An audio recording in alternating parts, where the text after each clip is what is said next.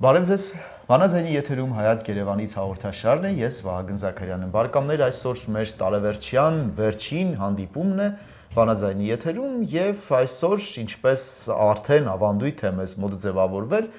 հանդիպում ենք Լուսիկ Ագուլեցի թանգարանում, իսկ իմ զրուցակիցն է Լուսիկ Ագուլեցի թանգարանի տնօրեն, ասմունքող դերասանուհի Գայանե Սամվելյանը։ Անչափ ուրախ եմ, որ այս ավանդույթը մենք պահում ենք եւ տարեվերջը ամփոփում ենք, ներկայացնում ենք Լուսիկ Ագուլեցի թանգարանում ու բնականաբար նաև պետք է ներկայացնենք հին հայկական ավանդույթները, թե ինչպես էին հնում հայերը նոր տարին դիմավորում, նշում, ինչ ունեինք եւ ինչ ենք պահել այսօր։ Շատ լավ, բարի օր,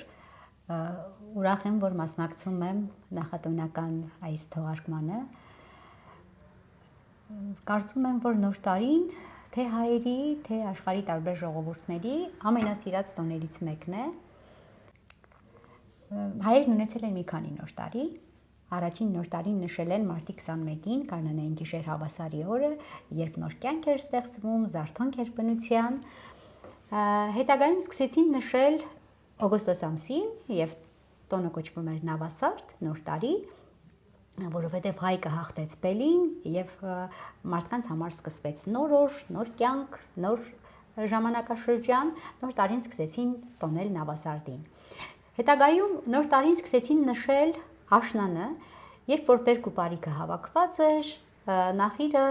իջնում էր սարերից, այսինքն գործերն ավարտված էին եւ մարդիկ արդեն սկսում էին տոնախմբությունները։ Առավել տրամաբանական է, ուտելիքն էլ կա։ Այո, ամեն ինչը։ Դե այսօր կարող ենք ամեն տեղից ձեռք բերել, իսկ ժամանակին այդ ամենը համար պետք էր աշխատել, ստեղծել, կուտակել, երբ ամեն ինչը ամբարված էր, գործերն ավարտված էին, նշում էին նոր տարին։ Հետագայում արդեն սկսեցին նշել հունվարի 1-ին եւ մինչ օրս սովորենք նշել հունվարի 1-ին։ Բայց երբ էլ կնշեն, ինչ նախապատրաստություններ կտեսնեն, ինչ զարդարանքներ ու տարբեր ձևավորումներ կանեն, կարևորը է տոնի խորհրդի մեջ սերն ու միասնությունն է։ Երբ որ հավաքվում են միասին, թե ընտանիքով, թե ընկերական միջավայրով եւ բարի տրամադրվածությամբ նշում են նոր տարին։ Կարծում եմ սա ոչ միայն այս, այլ ընդհանրապես բոլոր տոների կարևոր խորհուրդն է, ներքին կամեցողությունն ու ներքին զգացողությունը։ Իսկապես սա է երևի այսօր ամենակարևորը, որ նաև պետք է վերցնել հին հայկական նոր տարուց պետք է վերցնել, սակայն հին հայկական նոր տարին նաև ուներ իր որոշակի գեղեցկությունները, զարդարանքները, որոնցից էր նաև տոնածառը, որ այսօր մեր կողքին է, դուք ձեր թանգարանում պահում եք, այս տոնածառը ներկայացնում եք, նաև պատկերացում եք տալիս, թե հնում հայերն ինչպես էին զարդարում այս ծառի խորհուրդը որն էր։ Այ ժամանակին նոր տարում պատրաստվում էին ամբողջ տարի։ Սերմը ցանելով, մշակելով, բերքը ստանալով, այդ բերքը եւս մշակելով եւ մասնակցություն էին ունենում բոլորը, մեծից փոքր, ամեն մեկը իր գործառույթն ուներ այս տոների մեջ։ Սա ամանորյա կենաց ծառ է, տեսեք մեր մոտ եւ նոր ծառը կա, եւ հին ծառը կա, եւ սա եւս հնի ու նորի գեղեցիկ համադրություն է, եւ այս համադրության շնորհիվ է, որ մենք պիտի կարողանանք փոխանցել մեր սերունդներին ավելի գրագետ կերպով, որովհետեւ երբ որ շղթում ես մեկը ու տեղը բերում մեկ այլ տարբերակ, հաճախ ընդունելի չի լինում։ Այս ամենը պիտի շատ սահուն, շատ գեղեցիկ արվի, որպեսզի կարողանան ընդունել։ Դրա համար մեր մոտ այս ավանդույթը միշտ պահպանվում է, հնի ու նորի համադրությունը։ Մենք եւ նորը ունենք, եւ հինը ունենք, այո։ Տեսեք, ծառի ճյուղերը բերում էին տուն, արդեն էտված ծառի ճյուղերից բերում էին տուն եւ այդ ծառի ճյուղը զարդարում էին տարբեր մրգերով, տարբեր ընդեղենով, ընկուզեղենով, ինչպես նաեւ չրերով։ Այս բaragայում մենք ընտրել ենք ընդեղենը, որը գործված է, եւ չրերը։ Տեսեք, այս ամանորյա կենաց ծառը զարդարվում էր քաղցրությունով եւ նաեւ բաժանվում էր քաղցրությունը, որովհետեւ յուրաքանչյուրը տան անդամներից մեկ չիր, մեկ ընդեղեն կախելուց պիտի որևէ բարեմաղթանքով, որևէ օրհնանքով, որևէ երազանք պահելով կախեր այս ամենը ծառին եւ մենք եւս այդպես արեցինք, մեր կոլեկտիվով փորձեցինք ձևավորել եւ ամեն մեկը մի երազանք պահելով, մի բարի խոսք ասելով շրերն ավելացրեցինք ծառին, բայց նույն ձևով էլ պիտի բաժանվեր։ Եվ արդեն մինչև նոր տարվա ավարտը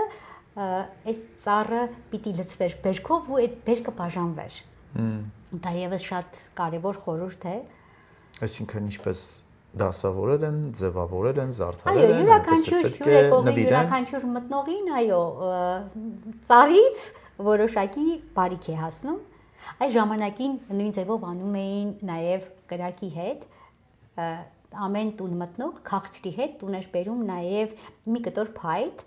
որ ջերմություն տար օջախին, օջախը ջերմանար, օջախը կրակը միշտ վառ մնար։ Եվ օգտակար է, եւ խորհուրդն է լավն է։ Այո։ Եվ այս պահին մենք նաև ավանդույթի համաձայն ուրախ կլինենք լսել որևէ ստեղծագործություն ձեր կատարմամբ, որը նվիրված է ամանորին։ Շատ բարի։ Ես ներկայացնեմ իմ սիրած ստեղծագործություններից մեկը Զարրատի կաղանդի ծառը, որը շատ բնորոշ է նաև այս պահին։ Կաղանդի ծառը շտկելու համար երկու բան պետք է։ Նախ ծառը, հետո զարդեր ծառին վրա։ Կաղանդի ծառը շտկելու համար 3 բան պետք է։ Ծառեն զարդեն զատ, հավատքը գալիք աղվոր օրերու։ Կաղանդի ծառը շտկելու համար 1 բան կփավե, ոչ ծառ, ոչ հազարդ, ատոնք խիջերն ադամանտ կարծող միամիտ հոգվույս բարի խապկանքն են։ Կաղանդի ծառը շտկելու համար արդեն պատրանքը լրիվ կփավե։ Բարի տարի ձեզ ու բարի պատրանք։ Հրաշալի է։ Պատրանք օրերի հանդեպ բարի ցանկությունը, բարի պատրանքը արդեն լիովին բավարար է տոնը լիարժեք դարձնելու համար։ Նկատում եմ, որ վերջին տարիներին մի քիչ այս տոների սպասումը առավել եւս մեծահասակների մոտ մի քիչ կորել է, ու շատերն են կարոտում այն տարիներին, երբ իսկապես այլ երազանքով էին սպասում նոր տարվան, ու կցանկանամ, որ բոլորի մոտ այդ բարի պատրանքը, բարի երազանքը, բարի ցանկությունները նորից տեղ գտնեն եւ բոլորը իսկապես սպասեն ամանորյա հրաշքին։ Այդ հրաշքը մեր ներսում է, վստահ եղեք, եւ մեր ներսից է, որ պիտի դուրս գա եւ ճառագի։ Իսկապես շատ կարևոր է, մեզ այդ բարի պատրանքն է հենց պետք, եւ ամեն տարեվերջի մենք նայում ենք ինչ ենք արել նախորդող 365 օրերի ընթացքում, ինչում հաջողեցինք, ինչում ձախողեցինք, ինչն էր մեր սխալը, ինչ նոր երազներ այդ տարվա ընթացքում դրվեցին, տարեվերջը նաև որոշակիորեն ամփոփելու եւ նոր տարվա անելիքներ նախանշելու նաև հնարավորություն է մեզ տալիս։ Տարեվերջը նաև որոշակի իմաստություն է տալիս յուրաքանչյուրին, որովհետև մեկ տարով էլ իմաստանում է մարդը, մեկ տարով էլ կարողանում է վերցնել, տարբերակել լավն ու վատը, նաև նոր երազներ ձևավորել։ Շատ լավ,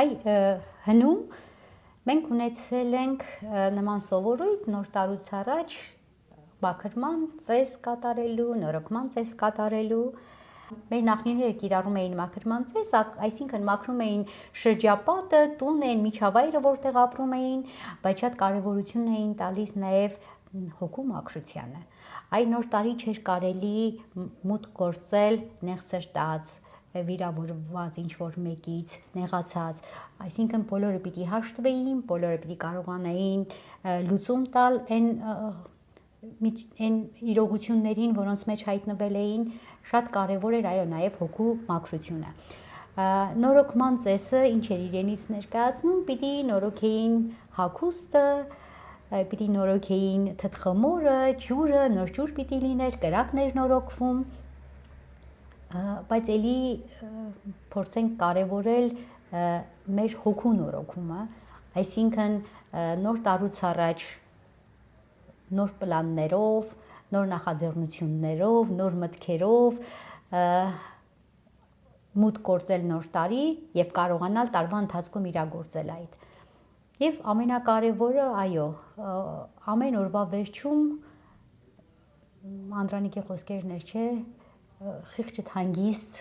կարողանալ գլուխդ դնել բարձին եւ հասկանալ դու ինչ արեցիր այդ օրը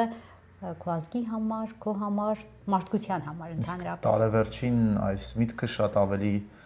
կարևոր է, շատ ավելի կենսունակ է։ Այո, երբ որ ամփոփում ես արդեն ամբողջ տարին, շատ կարևոր է խիղճ հանգիստ մուտք գործել հաջորդ տարի։ Պարզ է։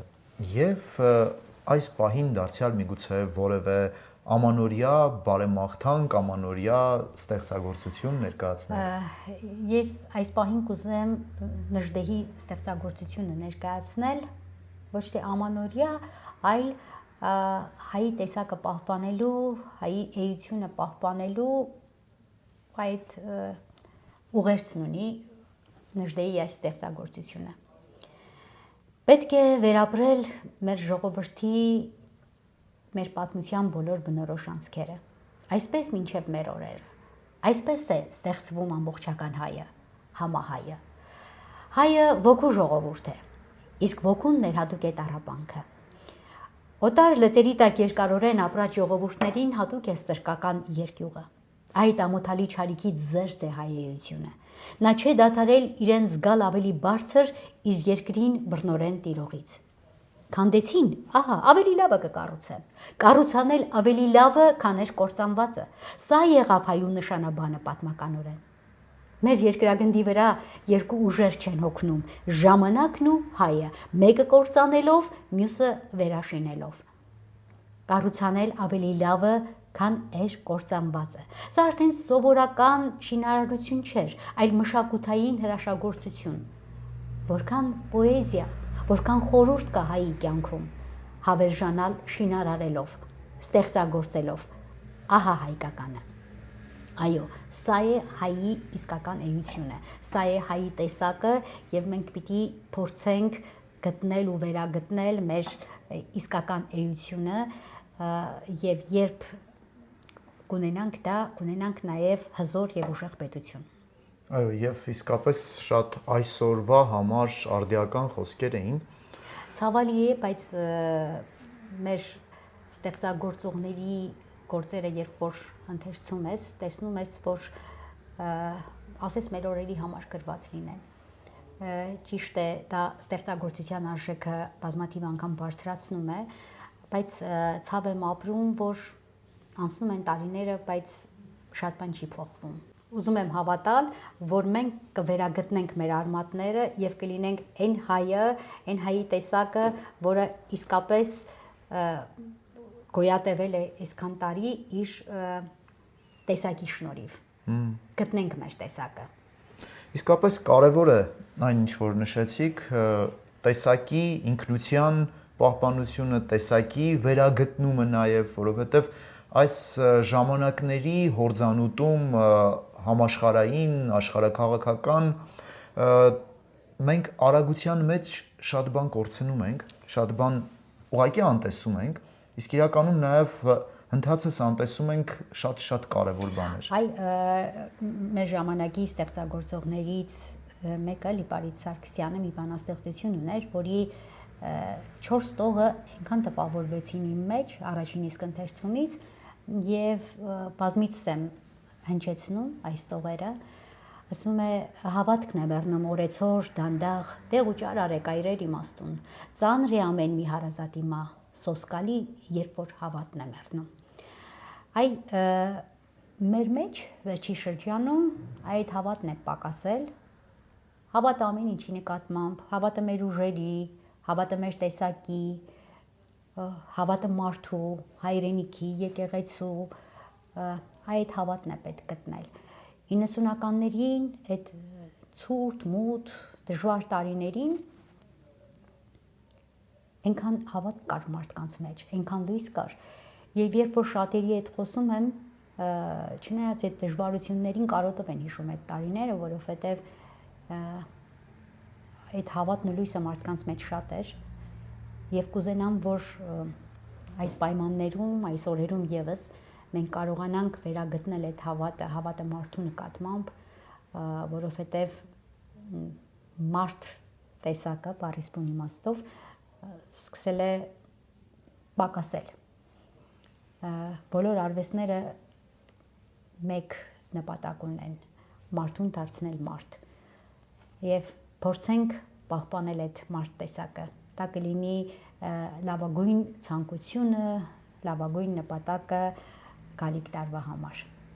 Շատ գեղեցիկ բարեմաղթանք էր եւ հուսանք, որ հենց այդպես էլ կլինի, հավատը կվերագտնենք եւ հաջորդ տարին կլինի ուժի, հզորացման, գիտելիքի, կրթության ստեղծագործ տարի։ Իսկապես կարևոր բարեմաղթանք էր հավատը վերագտնել, սեփական ուժերին հավատալ այն ամենին, ինչում այսօր մենք ապրում ենք, ուժերին եւ ամենակարևորը սեփական ուժերին։ Շնորհակալ եմ հարցազրույցի համար, շնորհակալ եմ, որ այս գեղեցիկ ավանդույթը ամեն տարեվերջի ներկայացնել մեր հին հայկական ավանդույթը, թե ինչպես էինք մենք նոր տարին նշում, ինչ ունենք այսօր, ինչն արժի պահենք, ինչով նաեւ առաջ գնանք եւ շնորհակալ եմ նաեւ այս գեղեցիկ կառույցին, որը իսկապես փոխանցում է մեր հայկականությունը, Լուսիկ Ագուլեցի թանգարանին, դուք էլ այն ղեկավարում եք, այստեղ տարեկան շատ մարդիկ են գալիս, շատ մարդիկ են հայկականության հայի իրենց տեսակը վերագտնում նաեւ, ինչու՞ չէ նաեւ օտարներ ծանոթանում հային, թող ստեղծագործ տարի լինի, բարիքի տարի լինի նաև ձեր ընտանիքի ու ձեր ղեկավարած կառույցի համար։ Շնորհակալություն։ Այո, Լուսիկ Ագուլեցու թանգարանը այն օջախն է, տվեք այդպես ներկայացնել, որտեղ յուրաքանչյուրը զգում է ինչպես իր տանը եւ մենք այնքան բավարարված ենք զգում, որ դուրս են գալիս այստեղից այն զգացողությամբ, այն հպարտությամբ, որ իրենք հայ են, եւ իսկ օտարները, երբ որ ճանաչում են հայությունը, հայի տեսակը, հայ ժողովրդի ստեղծագործ մշակութային լինելը, յուրատեսակ շնորհակալությամբ են դուրս գալիս եւ մենք հպարտանում ենք, որ այս մշակույթը կրողն ենք եւ կարողանում ենք փոխանցել այս մշակույթը սերնդե սերունդ։ Եվ եթե վերջում կա որևէ բարեմաղթանք, խոսք, միգուցե նաև ստեղծագործություն, խնդրեմ։ Սիլվա Կապուտիկյանի խոսքերով փորձեմ շնորհավորել։ Լավություն արա ու ջուրը նետիր։ Լավություն արա ու մի երկ մտիր։ Թաքուն մի հուսահատություն ու վարձ, նետիր գետերը ու նետիր անդարձ։ Գետը կտանի, կխառնի ծովին, քո նետած լավը աշխարի լավին, որ ծովը մի քիչ ավել քաղցրանա, որ ծովից լավի շոքին բարձրանա ու լավով լցվի ամպը երկնքում, ու լավությունը հողին ու հոգուն անձրևի փոխված տեղը անխտիր, լավություն արա ու ջուրը նետիր։ Շնորհակալություն, շնորհակալ եմ այս գեղեցիկ հանդիպման համար եւ հաջորդ տարվա ընթացքում վստահաբար մենք նոր առիթներ կստեղծենք, կհանդիպենք, կանդրադառնանք մեր տարբեր տեսակի տոներին, ավանդույթներին։ Շնորհակալ եմ։ Բարեկամներ, այսօր Վանաձայնի եթերում Հայաց Երևանից հաղորդման այս տարվա վերջին հաղորդում էր, մի ամբողջ տարի դարձյալ մենք ամեն շաբաթ հանդիպեցինք յուրաքանչյուր չորեքշաբթի, ներկայացրինք հայրենիքում տեղի ունեցող տարատեսակ իրադարձություններ, մշակութային կյանքին անդրադարձանք, ունեցանք հետաքրքիր զրուցակիցներ եւ բնականաբար հայրենիքից մեր սերը փոխանցեցինք ձեզ։ Շնորհավորում եմ 2026 թվականը, ցանկանում եմ, որ նոր տարին իսկապես լինի ստեղծագործ տարի, լինի բարիքի, ուրախության եւ նորը ստեղծելու տարի։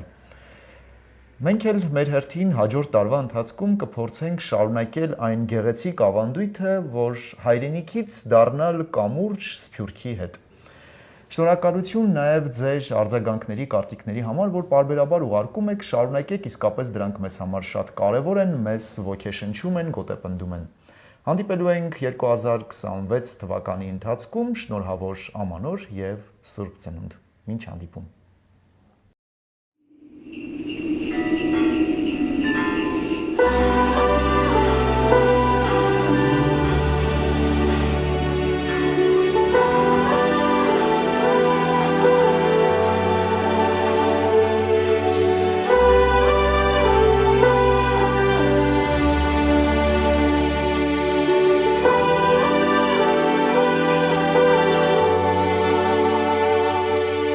Այսին մոլորակը քեզնով նորանում